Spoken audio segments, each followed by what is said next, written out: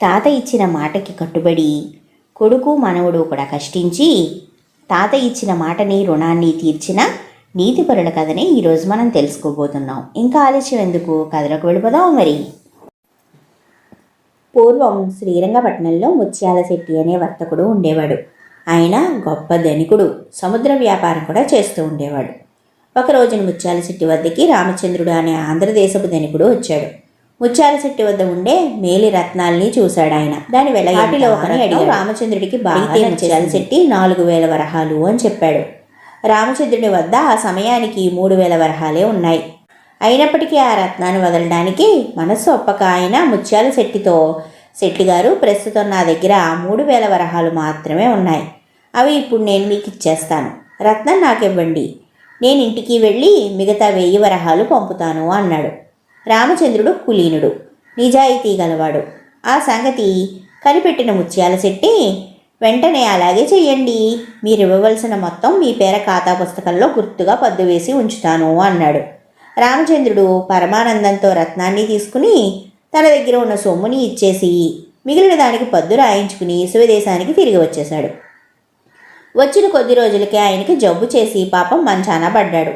ఆ వ్యాధి వైద్యానికి లొంగకపోవటం చేత ఆయన ఒక 4 రోజుల పాటు మంచం పట్టి తర్వాత చనిపోయాడు.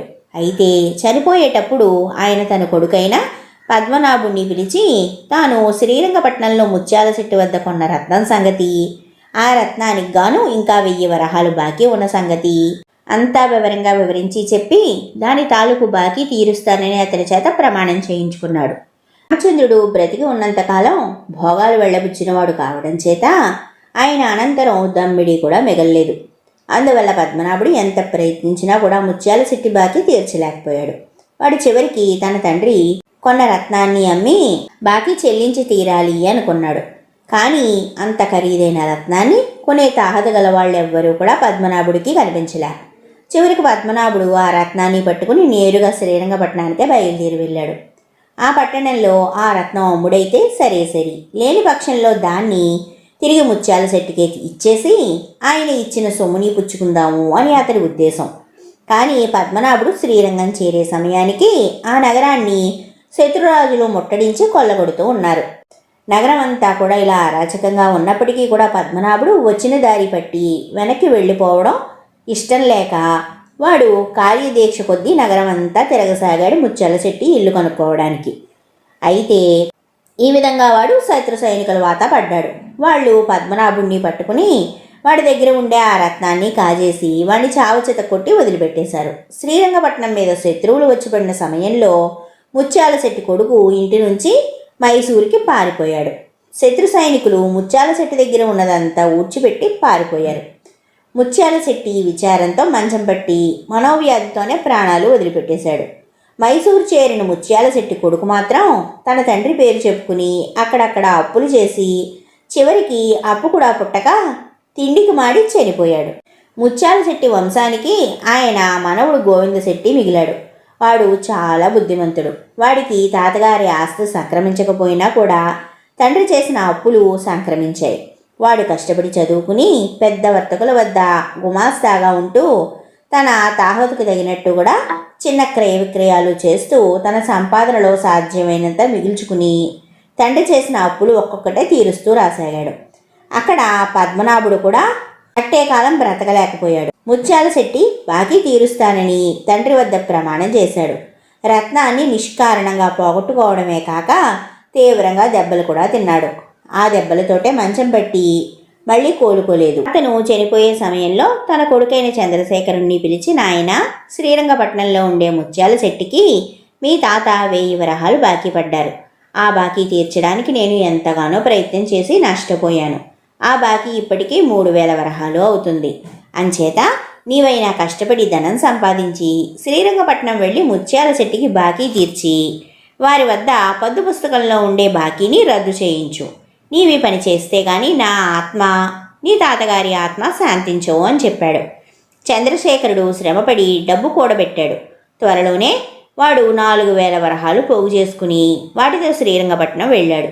ముత్యాల శెట్టి ఆయన కొడుకు పోయారని తెలుసుకుని వారి మనవుడు గోవింద శెట్టి ఉన్నాడని తెలిసింది. తెలియగానే చంద్రశేఖరుడు గోవిందశెట్టి ఇంటికి వెళ్ళి తన ఊరు పేరు చెప్పుకుని, అయ్యా మీ తాతగారి పద్దు పుస్తకం ఒకసారి తీయిస్తారా, అందులో ఒక బాకీ తాలూకు పద్దుంటుంది అని అడిగాడు. ఈ మాట వినగానే గోవిందశెట్టి గుండెల్లో రాయి పడింది. ఆ రోజే వాడు తన తండ్రి చేసిన తాలూకు బాకీలన్నీ నిశ్శేషంగా తీర్చేశాడు. తండ్రి గారి అప్పులు తీరాయి కదా అనుకుంటే ఇప్పుడు తాతగారి అప్పులు మీద పడేలాగున్నాయి అని వాడికి భయం పట్టుకుంది. అంచేతవాడు చంద్రశేఖరుడితో, అయ్యా నేను మా తండ్రి గారి అప్పులు తీర్చేసరికే తల ప్రాణం తోకకు వచ్చింది. ఇప్పుడు మా తాతగారి అప్పులు కూడా తీర్చమనడం ధర్మమేనా చెప్పండి. వాటికి నేను బాధ్యుణ్ణి కాను. వాటికి ఏనాడో కాలదోషం పట్టి ఉంటుంది, క్షమించండి అన్నాడు. చంద్రశేఖరుడు చిరునవ్వు నవ్వి, మీ తాతగారు మాకేం బాకీ లేరు. ఏనాడో మా తాతగారు మీ తాతగారి దగ్గర 1000 వరహాలు బాకీ పడ్డారు. మాట నమ్మకం మీద మీ తాతగారు అప్పు పెట్టారు. పరువైన వాడికి మాటకి కాలదోషం ఏముంటుంది గనక? పరువైన వాడు మాట మీదే నిలబడతాడు. అలాంటి వాడి మాటకి కాలదోషం ఏముంటుంది గనక మా తాతగారు బాకీ వడ్డీతో సహా తీర్చడానికి సొమ్ము తెచ్చాను. దయచేసి పద్దు పుస్తకం వెతకండి అన్నాడు. గోవిందశెట్టి చంద్రశేఖరుడి నీతి పరత్వానికి ఆశ్చర్యపడ్డాడు. అతను పాతకట్టలన్నీ వెతకగా ఒక పద్దు పుస్తకం రామచంద్రుడి పేర 1000 వరహాలు ఖర్చు పద్దు ఉంది. గోవిందశెట్టి చంద్రశేఖరుడితో, ఈ బాకీ సంగతి మీరు చెప్పేదాకా నాకు అసలు తెలీదు. నేను దీన్ని రొక్కంగా పుచ్చుకోను. మీ వంటి నీతిపరుడు ఎక్కడా నాకు దొరకరు.